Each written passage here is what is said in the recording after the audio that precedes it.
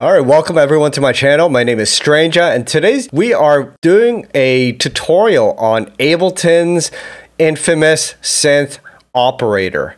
Operator is an FM synthesis engine. For those of you that don't know, FM means frequency modulation. Essentially, what it does is it takes two oscillators or two waveforms. One is the carrier, which makes the sound, and the other waveform is the modulator, which manipulates your first oscillator. So let's say you have two sine waves. One is the carrier, so the carrier is what you hear, and the modulator is what manipulates the frequency or pitch of your carrier. Essentially what it does is, if you have a sine wave and you manipulate the sine wave with another sine wave, you can add more harmonics by changing the modulator's pitch or amplitude. So it results in some really interesting sounds, and today we'll be doing the level 1 of operator FM synthesis. We'll be creating some WOBBLE sounds, and hopefully by the end of this video you'll know how to make some awesome bass sounds using operator. All right, let's just go right into the basics of operator. And what's up to everyone in the chat today? It's nice to see everyone in. Okay, if you have operator, essentially what it does is you have 4 oscillators, and it is determined by each one of these rows here. So on the right here, you have A, B, C, and D, and each one of these is an oscillator. So each one of these can be a different waveform. But let's just focus on oscillator A. So I'm going to turn off B, C, and D, and then I'm going to play a note with my keyboard, and currently that is triggering this oscillator. And I'm playing a low note here. I'm playing a G, which is actually hitting. I have an oscilloscope here, and it's showing that this G is hitting about 49 hertz. Okay. So how this works is this knob here changes the frequency of your oscillator.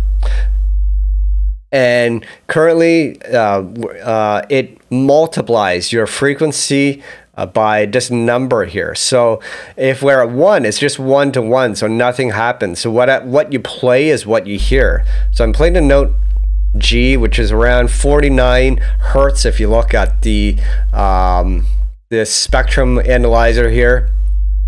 Now, if you change this to 2, then it's going to multiply that frequency by 2. So instead of about 45, it should hit around 90. So let's see what happens.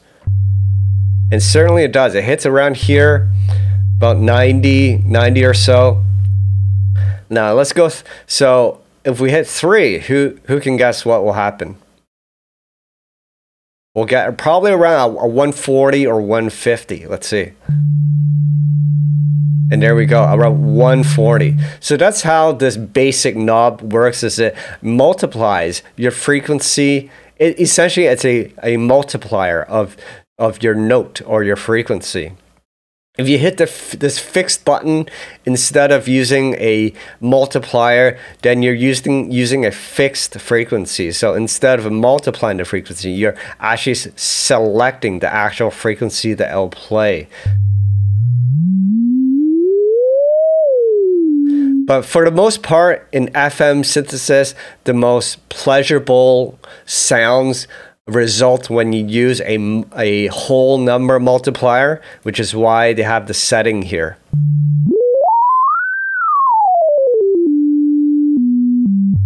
And you can see what happens to the spectrum analyzer as I increase the multiplier.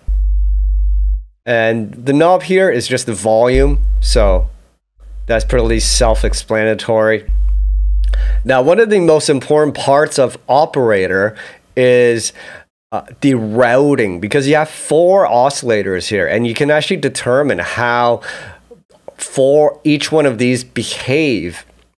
So currently, they're in a parallel setting here. So to access the routing, you just click on this section on the bottom right of operator, And that just brings up the main parameters here. And up here are all the routing. So here I've selected the parallel. So what that means is each one of these oscillators will go directly to the output. So there is no frequency modulation happening. They're strictly playing independently.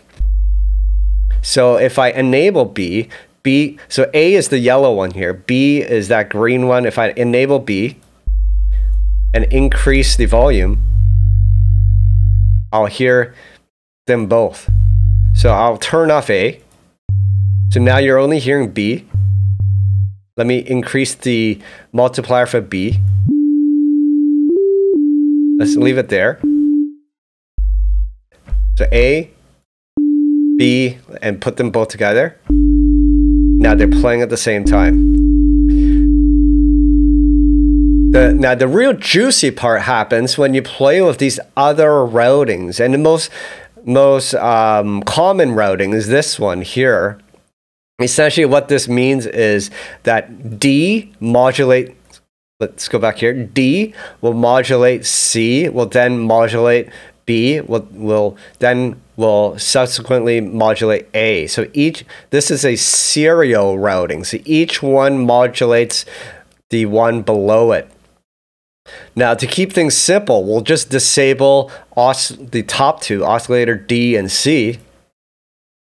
And we'll strictly focus on operator A and B and see how these respond to each other. So now that we're in this serial routing, B is the modulator and it's manipulating the frequency of A, okay? So I'll demonstrate what happens. Now look at the spectrum analyzer as I do this, okay? Now I'm gonna keep the coarse multiplier of B at 1 for the first example. Now I'm still playing the note G, which is around the 49 Hertz. Now watch as I increase the amplitude of oscillator B.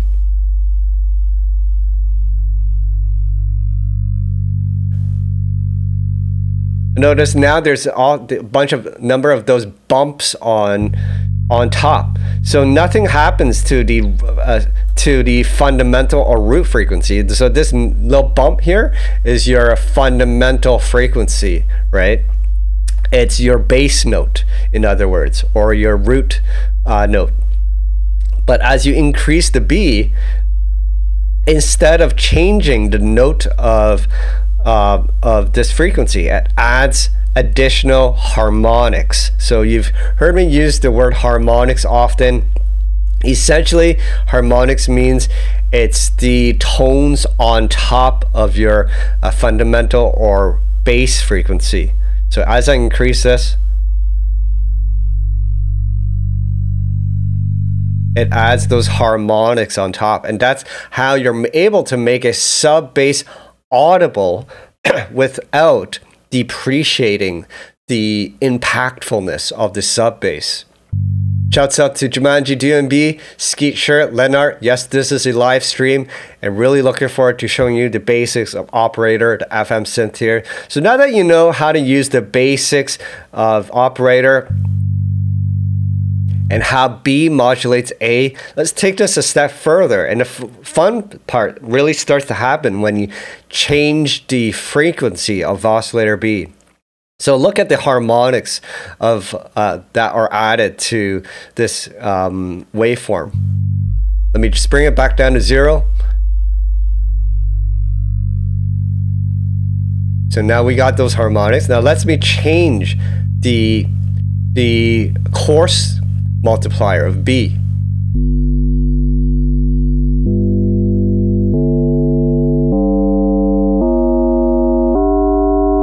Notice how those harmonics get moved and shifted relative to one to another. And that's thanks to the coarse multiplier. Because we're using that coarse multiplier, everything changes relative to one another. And you get some interesting results.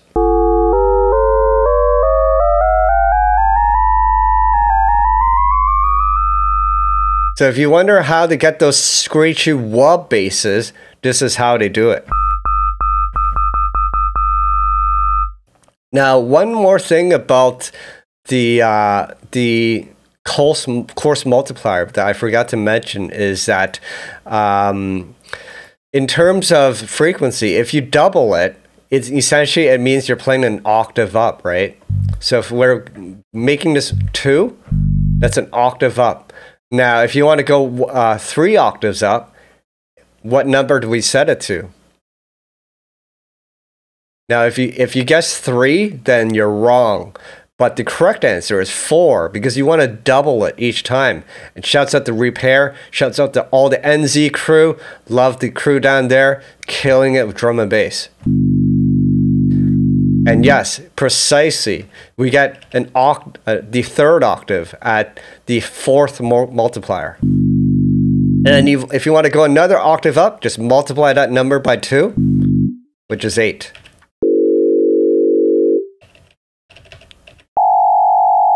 And there you go.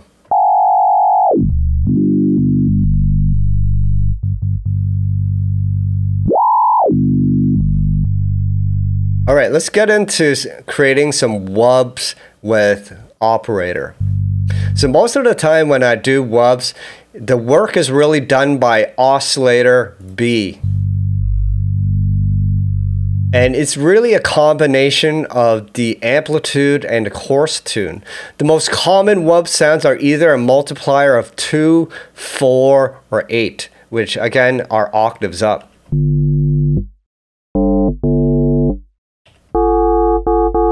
Even 16 should work.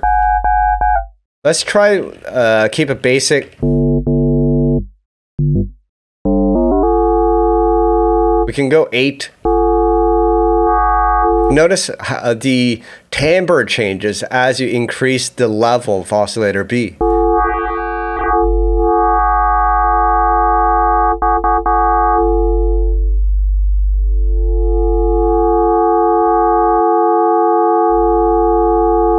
By the way, if you're just getting into synthesis, I have a class on Skillshare on the basics of Serum. And by the way, Skillshare is the sponsor for today's video.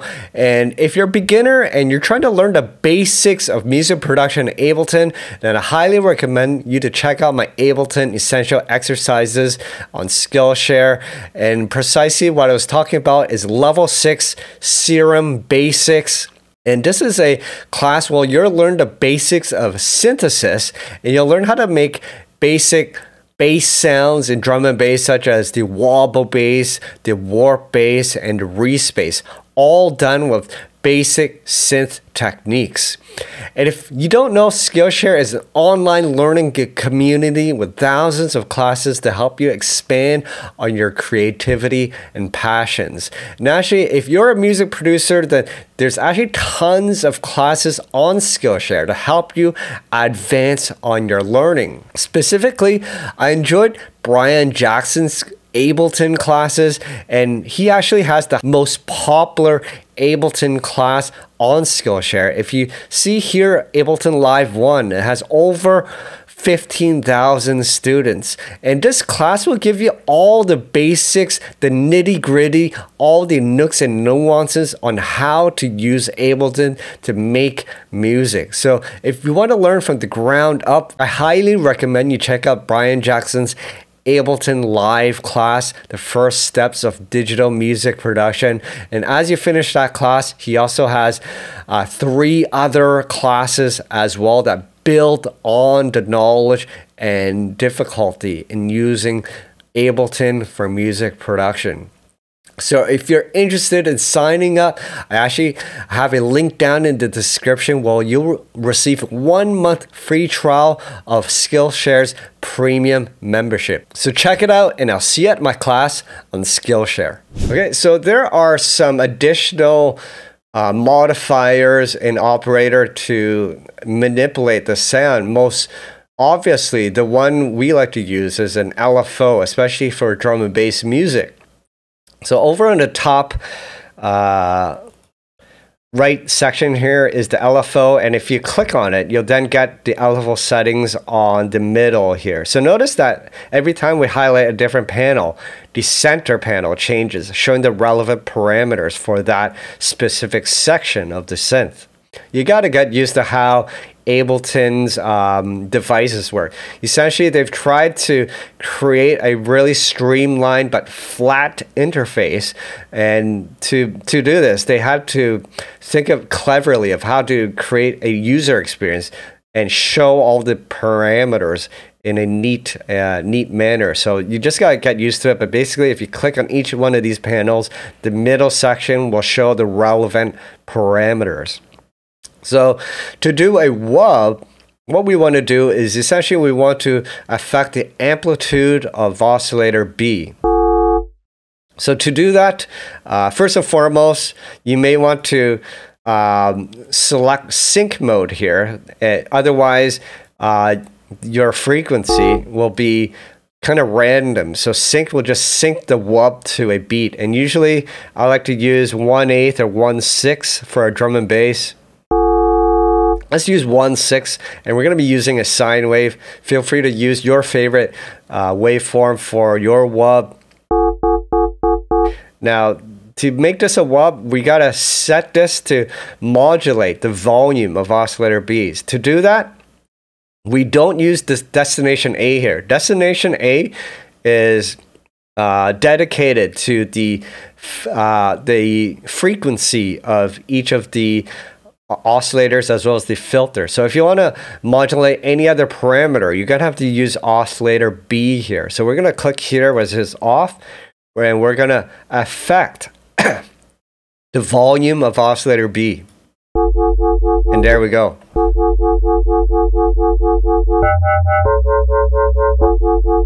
Instantly you have a WOBBLE, and we can experiment with different shapes here.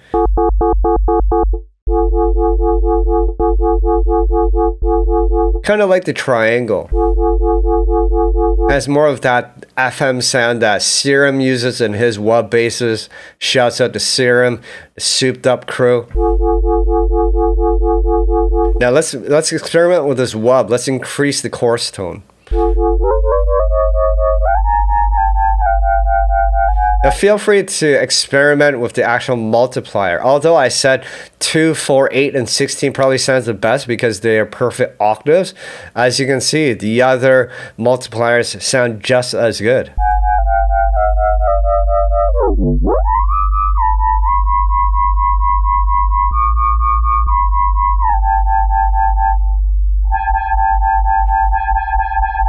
And as you increase the amplitude, you notice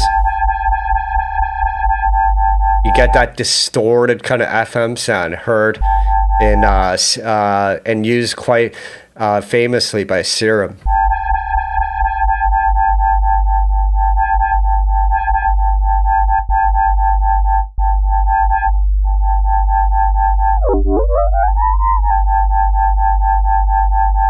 If you want to go funky, you can use the fixed mode. And you can do some funky stuff with that. I wonder if we can play with the envelope. So actually each one of these oscillators has an independent envelope. So as you highlight each one of these oscillators here, you can actually affect the amplitude of oscillator B here. Notice each one has its independent envelope here.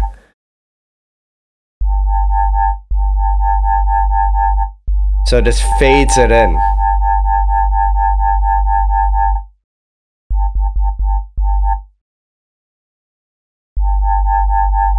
Now, this is jumping into expert territory, but if you enable this oscillator mode, you can actually add harmonics onto the sine wave. So since it's a sine wave, it's just playing one harmonic here, but you can actually draw and add additional notes. This probably makes more sense if you do it here. Let me just mute oscillator B and go here and draw it in, right?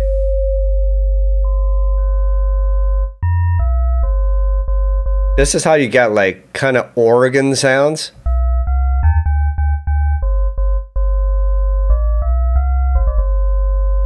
We'll dive into this later, but essentially this adds additional notes to that root note. Someone said add some release.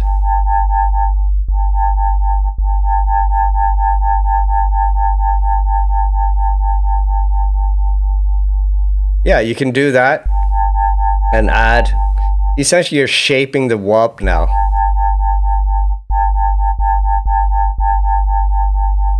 You can also add filter. There's filtering here as well if you want. If you have a really, the filter's more useful if you have a really loud sound, but for this kind of wobble sound, it's probably not needed. We'll jump into the filter momentarily. I'm just gonna bounce out of here and add some distortion on top, just so we can hear this thing really go crazy. So let me just add saturator on top of this. Just see what happens. Oh, now it's gonna get super distorted.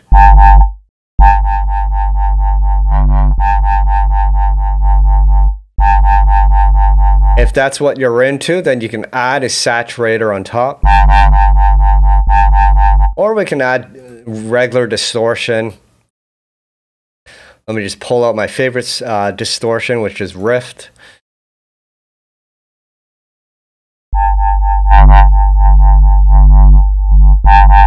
That sounds a bit more pleasurable.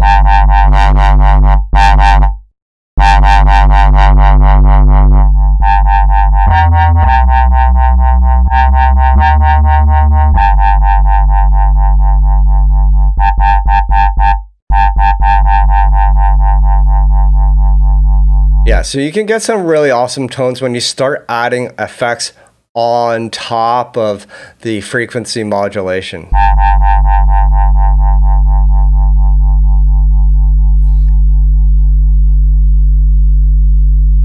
But yeah, we're just going to stop here. That's pretty much all I wanted to show you in terms of the basics of using Operator to create bass sounds. We actually did this as a live stream and we went a bit further, pushing the sound design with some additional modifiers. But to keep this video short, we're going to end it here. If you want to see the rest of that stream, you can find it down in the link below. As well, if you enjoyed this video, like it and subscribe. All that helps my channel grow. As well, if you want to support, you can buy a number of my preset packs, sample packs, and Ableton kits, and you can also find that down in the links below. Hope you guys enjoyed watching my basics of Operator and FM synthesis. And until then, I'll see you at the next video. Peace.